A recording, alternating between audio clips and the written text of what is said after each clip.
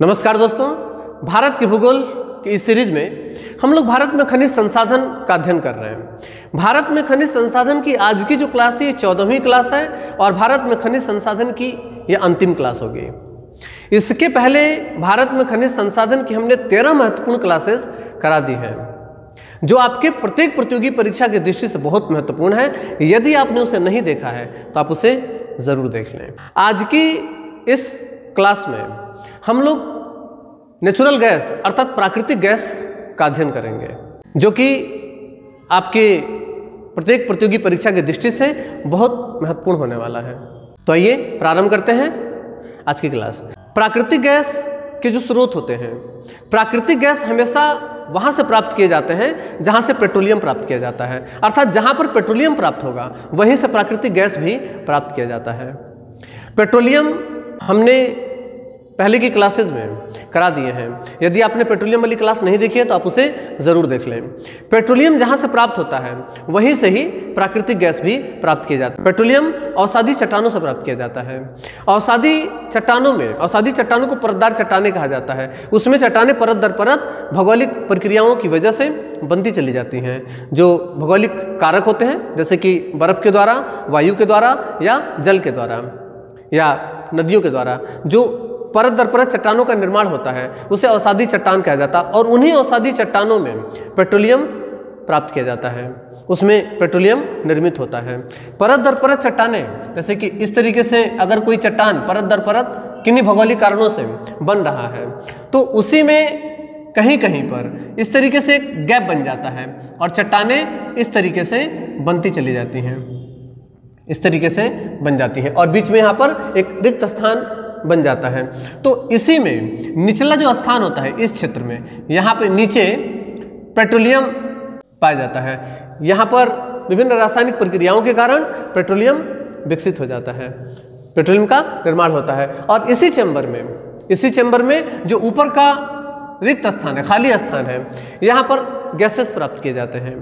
जब हम इसे ड्रिल करते हैं अर्थात जब पेट्रोलियम को निकाला जाता है तो सबसे पहले यहाँ से इस गैस को निकाला जाता है और उसके बाद फिर नीचे जो पेट्रोलियम है ये पेट्रोलियम कीचड़ की अवस्था में अर्थात ग्रीस की अवस्था में प्राप्त किया जाता है। कीचड़ की तरीके से काला काला ये निकलता है, उसके बाद उसे वहाँ से निकाल करके और जो पेट्रोलियम शोधन केंद्र होते हैं, जो रिफाइनरी सेंटर है, वहाँ पर इनको भेजा जाता है और वहाँ पर उसको रिफाइन किया जाता है और उसके बाद से उसे पेट्रोल प्राप्त किया जाता है। तो इसी प्रक्रिया से यहाँ पर पहले डीलिंग करके और हम यहाँ से गैस प्राप्त कर लेते हैं। इसको प्राकृतिक गैस कहा जाता है। प्राकृतिक गैस जो होते हैं ये एलपीजी नहीं होता है। एलपीजी अर्थात लिक्विफाइड पेट्रोलियम गैस, एलपीजी का तात्पर्य होता है लिक्विफाइड पेट्रोलियम गैस से पूछा जाता है। आप इसी तरीके से इसको नोट कर लीजिएगा। एलपीजी का फुल फॉर्म होता है लिक्विफाइड पेट्रोलियम गैस। लेकिन लिक्विफाइड पेट्रोलियम गैस जो होता है ये प्राकृतिक गैस अर्थात नेचुरल गैस नहीं होता है। नेचुरल गैस जो होता है वो इस तरीके से प्राप्त किया जाता है, अर्थात जहां पर भी पेट्रोलियम होगा वहीं से हम नेचुरल गैसेस भी प्राप्त करते हैं। लेकिन एलपीजी जो होता है ये यहाँ से प्राप्त नहीं होता है, अर्थात जब यहाँ से पेट्रोलियम प्राप्त किया जाता है, जो पेट्रोलियम का अयस्क है वो निकाल करके जब शोधनशालाओं में पहुँचाया जाता है तो शोधनशालाओं में जब इस कच्चा तेल से जब पेट्रोलियम प्राप्त किया जाता है या पेट्रोलियम बनाने की जो प्रक्रिया होती है वहाँ पर उप उत्पाद के रूप में एलपीजी प्राप्त होता है। उप उत्पाद यानी कि बाय प्रोडक्ट के रूप में वहाँ से पेट्रोलियम प्राप्त किया जाता है। तो ये बहुत ही महीन सा अंतर है, आप इसे ठीक तरीके से नोट कर लेंगे। प्राकृतिक जो गैस होते हैं, प्राकृतिक गैस में और एलपीजी में प्रमुखतः यही अंतर होता है क्योंकि प्राकृतिक गैस प्राकृतिक रूप से यहाँ से प्राप्त किया जाता है, अर्थात जहाँ पर भी पेट्रोलियम प्राप्त होगा वहीं से प्राकृतिक गैस भी प्राप्त किया जाता है। लेकिन एलपीजी जो होता है, लिक्विफाइड पेट्रोलियम गैस जो होता है, ये प्राकृतिक तौर पर प्राप्त ना होकर के ये पेट्रोलियम का बाय प्रोडक्ट होता है, यानी कि उसके साथ ये निर्मित होता है, उसे बनाया जाता है। ठीक है ना। एलपीजी जो हम घरों में घरेलू उपयोग में लेते हैं उसी की यहाँ पर बात की जा रही है, वो एलपीजी गैस होता है। एलपीजी सिलेंडर का वजन कई बार पूछा गया है। एलपीजी का जो सिलेंडर होता है, एलपीजी जो घरों में उपयोग किए जाते हैं, उसका वजन कई बार परीक्षा में पूछा गया है। वो 14.2 एलपीजी सिलेंडर का जो वजन होता है वो 14.2 kg। ये सिर्फ गैस का उस सिलेंडर के अंदर जो गैस है उसका वजन होता है। ये अलग से आप लोग इसको नोट कर लीजिएगा, 14.2 2 kg उसका गैस का वजन होता है सिलेंडर के वजन के बाद। फिर हम देखो नेचुरल गैस है पेट्रोलियम भंडार में, अर्थात जहां पर पेट्रोलियम होता है वहीं पर ऊपर ही वो तैरता रहता है। अभी हम इसी पर बात कर रहे थे। अगला है कि नेचुरल गैसेज जो होते हैं एलपीजी से अलग होता है, इस पर भी हमने भी बात की थी कि एलपीजी यहां से जो प्राप्त हो रहा है ये कौन सा गैस है, ये प्राकृतिक गैस है, ये प्राकृतिक गैस है अर्थात नेचुरल गैसेज है। लेकिन एलपीजी कहां से प्राप्त होगा, एलपीजी जब उसे वहां से निकाला जाएगा और निकाल करके जब उसे तेल शोधन केंद्र जो होते हैं, जो पेट्रोलियम शोधन केंद्र वहां भेजा जाएगा कच्चा तेल को, और कच्चा तेल से जब हम पेट्रोलियम प्राप्त करते हैं तो पेट्रोलियम उत्पादन की प्रक्रिया में पेट्रोलियम के साथ जो बाय प्रोडक्ट तैयार होता है उसको अर्थात उप उत्पाद के रूप में जो तैयार होता है वो एलपीजी होता है, जिसका हम लोग इस्तेमाल घरों में चूल्हे पे खाना बनाने के तौर पर करते हैं। ठीक है ना। तो एलपीजी तेल शोधनशालाओं में उप उत्पाद के रूप में, उप उत्पाद अर्थात बाय प्रोडक्ट के रूप में प्राप्त किया जाता है। ठीक है। आपकी सुविधा के लिए मैंने इसको यहीं पर नोट कर दिया, सारी महत्वपूर्ण चीजें यहाँ पर नोट कर दी हैं, आप इसको इसी तरीके से नोट कर लीजिएगा। अगला पॉइंट है कि प्राकृतिक गैस का जो मुख्य तत्व होता है, जो उसमें ज्वलनशील तत्व होता है, वो मेथेन होता है। मेथेन एक ज्वलनशील गैस होता है, ज्वलनशील गैस होता है। ये यहाँ अर्थात जिस क्षेत्र की हम बात कर रहे हैं जहाँ से पेट्रोलियम प्राप्त होता है, यहाँ से तो ये प्राप्त होता ही होता है। इसके अलावा मेथेन गैस और भी विभिन्न स्थानों से प्राप्त किया जाता है। कई बार इसके अलग अलग जो रिसोर्सेस हैं वहाँ से सवाल पूछे जाते हैं, आप इसको इसी तरीके से नोट कर लीजिएगा। यहाँ पर संभव नहीं था और टॉपिक से हटके भी बात हो जाती है, इसलिए हमने इसको यहाँ पर नोट नहीं किया है, लेकिन आप इसी तरीके से कुछ जो महत्वपूर्ण चीज़ें हैं आप नोट कर लीजिए। जैसे कि जो जानवर, जो मवेशी होते हैं, जब वो जुगाली करते हैं, खाना खाने के बाद उसे पचाने के लिए जो मवेशी हैं ये जुगाली करते हैं, जुगाली के दौरान उनके मुंह से जो गैस निकलती है वो मेथेन गैस होती है, वो मेथेन गैस होती है। तो पूछा जाता है कि पशु या मवेशी जुगाली करते समय अपने मुंह से कौन सा गैस निकालते हैं, तो गैस होता है मेथेन गैस। कहीं पर भी जो दलदली क्षेत्र होते हैं, जब बांध बनाया जाता है तो जब किसी बांध को बनाया जाता है तो एक नदी इस तरीके से प्रवाहित हो रही है, बीच में हमने यहाँ पर बांध बना दिया है, तो जल स्तर यहाँ पर बढ़ने लग जाएगा, तो यहाँ पर बहुत सारी वनस्पतियाँ इसमें दब जाती हैं और ये क्षेत्र जलमग्न हो जाता है। यहाँ पर बहुत सारी वनस्पतियाँ जलमग्न होकर के नीचे सड़ने लग जाती हैं, दलदली क्षेत्र एक बन जाता है, यहाँ पर निर्मित हो जाता है। तो यहाँ पर भी मेथेन गैस का स्राव होता है, यहाँ पर मेथेन गैस का रिसाव होता है। तो पूछा जाता है कि बांध से, जो विभिन्न प्रकार के बांध बनाए जाते हैं नदियों पे, तो बांध से किस प्रकार के गैस का रिसाव होता है, तो बांध से भी मेथेन गैस का ही रिसाव होता है। जहाँ पर भी पौधे, धान का जो खेत होता है, धान के खेत से भी मेथेन गैस का रिसाव होता है, क्योंकि धान के खेत में भी जब धान का खेत लगाया जाता है तो वहाँ पर भी क्या होता है कि ये खेत है धान का और यहाँ पर जो पौधे लगे हैं धान का, तो धान का खेत भी पानी से भरा रहता है और जो उसकी पत्तियां हैं वो उसी में नीचे मिलता है, जिसके सड़ने से वहां से भी मेथेन गैस का रिसाव होता है। अर्थात जहां पर भी वनस्पतियां सड़ेंगे वहां पर मेथेन गैस का रिसाव होगा, वो मेथेन गैस होगा। तो प्राकृतिक रूप से प्राप्त होने वाला जो ये पेट्रोलियम क्षेत्र है, प्राकृतिक रूप से प्राप्त होने वाला जो पेट्रोलियम क्षेत्र है वहां पर भी मेथेन गैस प्राप्त होता है। अर्थात प्राकृतिक गैस का जो मुख्य तत्व है वो मेथेन गैस है। मोदी जी जो नाले से चाय बनाते हैं, मतलब चाय बनाने की बात करते हैं, वो मुख्यतः इसी गैस की वो बात कर रहे होते हैं, संभवतः वो इसी गैस की बात कर रहे होते हैं, क्योंकि नालियों से भी मेथेन गैस का रिसाव होता है। ठीक है। जबकि एलपीजी में जो हम लोग घरों में यूज करते हैं, तो एलपीजी का जो मुख्य तत्व होता है, अर्थात एलपीजी का जो मुख्य ज्वलनशील तत्व होता है वो ब्यूटेन होता है। ये कई बार परीक्षाओं में पूछा गया है कि प्राकृतिक गैस का जो मुख्य तत्व है, अर्थात जो मुख्य ज्वलनशील तत्व है वो कौन सा है, तो याद रखेंगे मेथेन होता है। लेकिन जो एलपीजी होता है उसका जो मुख्य तत्व होता है वो ब्यूटेन होता है। ठीक से याद रखेंगे, उसको ब्यूटेन कहा जाता है। ठीक है। भारत में गैस की खोज और उसके उत्पादन के लिए एक संस्था बनाया गया है। आइए इसको बहुत ध्यान से समझते हैं, क्योंकि यहाँ से सवाल बहुत बार उठाया गया है, बहुत महत्वपूर्ण पॉइंट है ये। प्राकृतिक गैस की खोज और उत्पादन, प्राकृतिक गैस की खोज और उत्पादन ओएनजीसी एक संस्था है जिसकी स्थापना 1956 में किया गया था। ये एक बहुत महत्वपूर्ण पॉइंट है। पेट्रोलियम वाले अध्याय में हमने इसको बहुत बेहतर तरीके से करा दिया है। 1956 में जिस ONGC की स्थापना की गई थी उसका नाम था oil and natural gas commission, तेल एवं प्राकृतिक गैस आयोग। इस कमीशन की स्थापना, यहाँ पर जो सी है इसका तात्पर्य कमीशन से है, और इसकी स्थापना 1956 में किया गया था।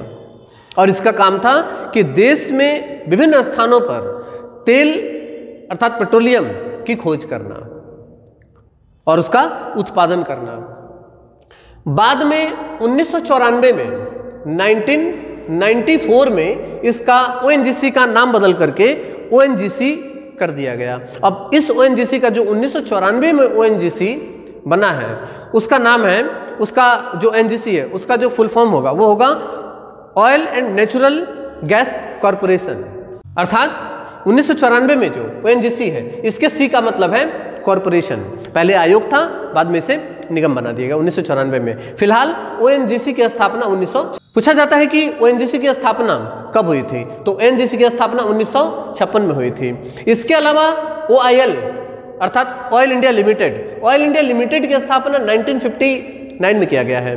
तो ये दोनों संस्थाएं अर्थात ONGC और OIL, ये दोनों संस्थाएं जो होती हैं ये भारत में पेट्रोलियम का खोज और उसका उत्पादन करती हैं। और यही दोनों संस्थाएं भारत में प्राकृतिक गैस की खोज और उसका उत्पादन भी करती हैं। प्राकृतिक गैस का खोज भी और उत्पादन दोनों जो है वो इन्हीं संस्था के द्वारा ही किया जाता है।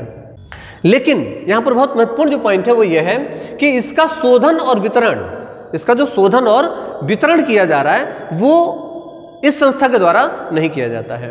अगर हम पेट्रोलियम की बात करें तो पेट्रोलियम में भी ONGC और OIL ये क्या काम कर रहे हैं, पेट्रोलियम को खोजने का काम और उसके उत्पादन का काम कर रहे हैं। लेकिन वितरण का काम और उसके वितरण का काम और शोधन का जो काम होगा वो उनके द्वारा नहीं किया जाता है। उसके लिए रिफाइनरियाँ बनाई गई हैं, जैसे कि रिलायंस, जो पेट्रोल पंप आप देख रहे हैं जिन नामों से, जैसे हिंदुस्तान पेट्रोलियम लिमिटेड है या भारत पेट्रोलियम लिमिटेड है या रिलायंस पेट्रोलियम है। तो ये जो संस्थाएं हैं, ये जो कंपनियां हैं, ये इसके शोधन का और इसके वितरण का कार्य करती हैं। ठीक इसी तरीके से जो प्राकृतिक गैस है, प्राकृतिक गैस के खोज और उत्पादन का जो काम किया जाता है वो ONGC और OIL अर्थात ऑयल इंडिया लिमिटेड के द्वारा किया जाता है। लेकिन इसके शोधन और वितरण का काम जो किया जाता है वो गैल के द्वारा किया जाता है, जिसकी स्थापना 1984 में किया गया था, जिसकी स्थापना 1984 में। GAIL इसका फुल फॉर्म भी पूछा जा सकता है, आपको उसकी तरीके नोट कर लीजिएगा। GAIL का मतलब होता है gas authority of India limited, gas authority of India limited, gas authority of India limited, gas authority of India limited. इसके द्वारा गैस का शोधन और वितरण किया जाता है। ठीक है, तो ये एक बहुत महत्वपूर्ण पॉइंट है। यहाँ से बहुत सारे फैक्ट आप देख सकते हैं बन रहे हैं। पेट्रोलियम वाले में हमने इस ONGC पर बात की थी। ONGC 1956 में स्थापित किया गया और 1994 में इसका नाम बदल करके अलग कर दिया गया। शॉर्ट फॉर्म वही बना रहा ONGC ही, लेकिन फुल फॉर्म बनता है oil and natural gas corporation. ठीक है, अगला है कि भारत में प्राकृतिक गैस का सबसे अधिक उत्पादन, प्राकृतिक गैस का सबसे अधिक उत्पादन जो हो रहा है वो कहाँ होता है, मुंबई हाई अपतटीय तेल क्षेत्र।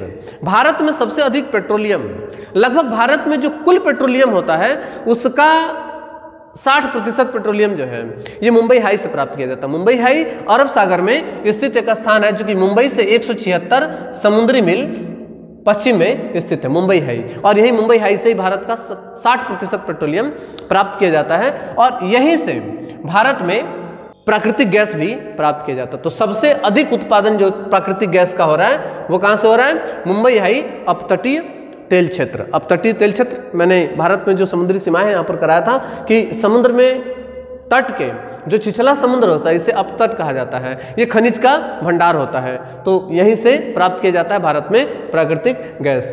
अगला है कि भारत में प्राकृतिक गैस का जो सर्वाधिक खपत है, सबसे अधिक जो इसका प्रयोग किया जाता है वो विद्युत उत्पादन क्षेत्र में किया जाता है।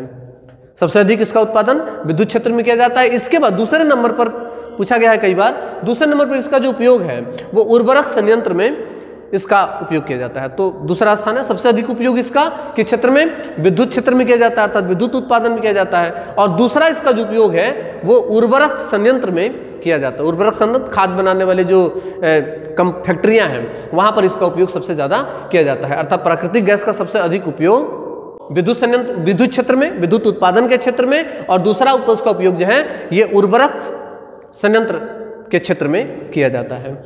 अगला पॉइंट है कि देश में प्राकृतिक गैस का सबसे बड़ा भंडार जो है, देश में प्राकृतिक गैस का सबसे बड़ा भंडार जो खोजा जा रहा है, अभी वहाँ से प्राप्त नहीं हुआ है, वह है कृष्णा गोदावरी जो बेसिन क्षेत्र है, कृष्णा गोदावरी बेसिन। इसे केजी बेसिन भी कहा जाता है, इसे केजी बेसिन भी कहा जाता है, इसे डी ब्लॉक भी कहा जाता है। डी ब्लॉक में अनुमानित है। कहाँ पर है ये? आप देखेंगे यहाँ पर है। ये गोदावरी नदी है और ये कृष्णा नदी है।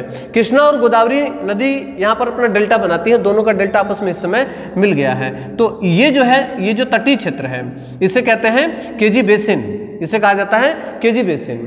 कृष्णा गोदावरी डेल्टा का ये बेसिन बनता है, तो यहाँ पर है केजी बेसिन, इसी कहा जाता है D6 ब्लॉक। और यहाँ पर प्राकृतिक गैस का भंडार जो है वो अनुमानित है, इस पर खोज जो है वो जारी है। यहाँ पर पेट्रोलियम नहीं है, ठीक है ना।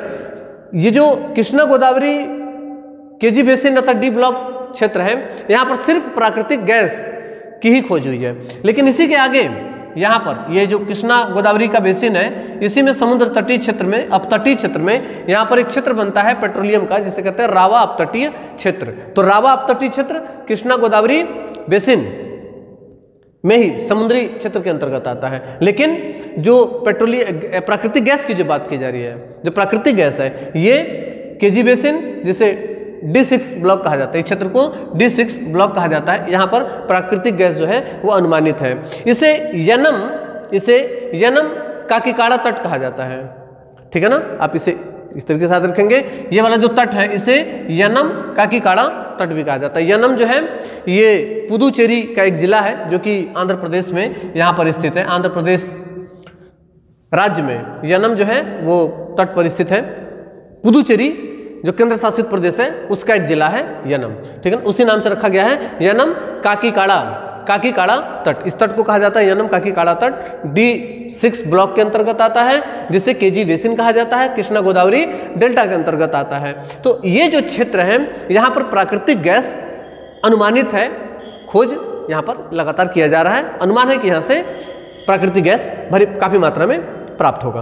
अगला कि समुद्र में 2 किलोमीटर की गहराई में बर्फ के बीच में फंसे मेथेन गैस को समुद्र के अंदर 2 किलोमीटर नीचे, ठीक है ना, बीच बीच में कहीं पर मेथेन के गुब्बार पाए जाते हैं। तो मेथेन गैस जो है इसको क्लेथरेट कहा जाता है। ये कई बार पूछा गया सवाल परीक्षा में कि समुद्र के बीच में जो मेथेन के गुब्बार यानी गैस पाए जाते हैं, मेथेन गैस जो पाया जाता है उसे क्या कहा जाता है, कहाँ पर फंसे होते हैं? समुद्र के अंदर जो बर्फ होता है उसी बर्फ में कहीं कहीं बीच में मेथेन गैस का एक गुब्बार सा पाया जाता है, उसको क्लेथरेट कहा जाता है। इसी क्लेथरेट के दोहन के लिए चेन्नई में एक गैस हाइड्रेट सेंटर की स्थापना की गई है। आप भी इसको इसी तरीके से नोट करेंगे। भारतीय जो पेट्रोलियम संस्थान है, भारतीय पेट्रोलियम संस्थान पूछा जाता है, भारतीय पेट्रोलियम संस्थान कहाँ पर है? तो भारतीय पेट्रोलियम संस्थान है देहरादून में, ठीक है। इसी से मिलता जुलता एक और सवाल पूछा जाता है कि राजीव गांधी पेट्रोलियम तकनीकी संस्थान, ठीक है ना। ये सवाल कई तरीके से घुमा के पूछा जा सकता है। पूछा जाएगा पेट्रोलियम संस्थान कहाँ है, भारतीय हटा दिया जाएगा, पेट्रोलियम संस्थान कहाँ पर है? देहरादून में। और पेट्रोलियम तकनीकी संस्थान कहाँ पर है? इसमें से राजीव गांधी हटा दिया जा सकता है। तो पेट्रोलियम तकनीकी संस्थान जो है ये शिवसागर असम में स्थित है। ये दोनों बहुत महत्वपूर्ण सवाल है, कई बार परीक्षाओं में पूछा गया है, इसलिए मैंने इसको यहाँ पर नोट करा दिया है, ठीक है ना। आप इसे इसी तरीके से नोट कर लीजिएगा। भारत में जहां पर भी पेट्रोलियम गैसेस प्राप्त किए जाते हैं, तो पेट्रोलियम गैसेस से जो गैसेस तैयार किए जा रहे हैं, जो गैस बनाया जा रहा है, उसको वहां से लाने के लिए, अर्थात जहां से उसे निकाला जा रहा है, जैसे कि एग्जांपल के लिए जैसे मुंबई हाई, यहां से जो गैस प्राप्त किया जाएगा उसको हम जामनगर ला रहे हैं, या गुजरात के जो भी क्षेत्र हैं जहाँ पर रिफाइनरी है, मुख्यतः जामनगर, तो यहाँ से यहाँ तक लेके आने के लिए हम 2 तरीकों का इस्तेमाल कर सकते हैं। पहला कि यहाँ पर हम लोग पानी के जहाज में कंटेनर में भर करके और उसे हम किसी रिफाइनरी तक पहुँचाएं, और दूसरा तरीका ये होता है कि हम यहीं से एक पाइपलाइन लगा दें और उस पाइपलाइन के माध्यम से हम इसको यहाँ पर पहुँचा दें। ये दो तरीके होते हैं। तो भारत में लगभग 40% पेट्रोलियम उत्पादों का जो परिवहन होता है वो गैस पाइपलाइन के द्वारा होता है। और इस तरीके से पाइपलाइन से दो महत्वपूर्ण सवाल लगभग बने हैं, जैसे हमने यहाँ पर नोट कर लिया है। पहला है कि देश की जो पहली पाइपलाइन है वो कौन सी है? देश की पहली पाइपलाइन, देश की पहली पाइपलाइन है नाहरकटिया से नूनामाटी, नूनामाटी से बरौनी, यानी कि नाहरकटिया से बरौनी, बरौनी बिहार में है, ठीक है ना। तो नाहरकटिया से बरौनी तक का जो क्षेत्र है यहाँ पर देश का पहला पाइपलाइन है, गैस पाइपलाइन है। और एक सवाल यहाँ पर पाइपलाइन से ये बन सकता है कि देश का सबसे लंबा पाइपलाइन कौन सा है, गैस पाइपलाइन कौन सा है? तो देश का सबसे लंबा गैस पाइपलाइन जो है वो हाजिरा, गुजरात के तटीय क्षेत्र है, हाजिरा विजयपुर से जगदीशपुर तक, जगदीशपुर उत्तर प्रदेश में है, ठीक है ना। तो हाजिरा यानी गुजरात से लेकर के जगदीशपुर उत्तर प्रदेश तक, अर्थात पश्चिमी तटीय तेल क्षेत्र से लेकर के उत्तर प्रदेश तक एक गैस पाइपलाइन विकसित किया गया है, अर्थात गुजरात में यहाँ से लेकर के और उत्तर प्रदेश तक, ये इस तरीके से यहाँ पर गैस पाइपलाइन, ये भारत का सबसे बड़ा गैस पाइपलाइन है।